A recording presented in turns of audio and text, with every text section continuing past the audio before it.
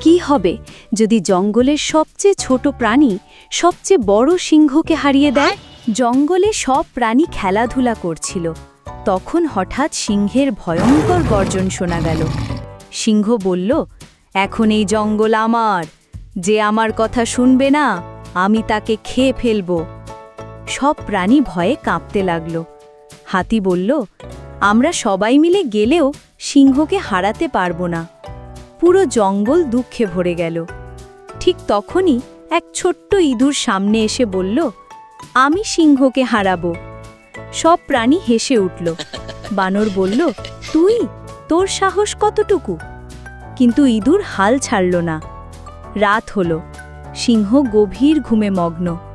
ঠিক তখনই ইঁদুর আস্তে আস্তে কাছে গিয়ে সিংহের নাকে কামড়ে দিল। সিংহ যন্ত্রণায় গর্জন করতে করতে দৌড়ে পালিয়ে গেল। পুরো জঙ্গল আনন্দে নেচে উঠল। হাতি বলল, আজ প্রমাণ হলো, ছোট হোক বা বড়, সাহসী সবচেয়ে বড় শক্তি। যদি তোমার এই গল্পটি ভালো লেগে থাকে তবে ভিডিওটিতে লাইক করো, বন্ধুদের সাথে শেয়ার করো, আর এমনই মজার গল্প দেখতে চ্যানেলটি সাবস্ক্রাইব করতে ভুলো না।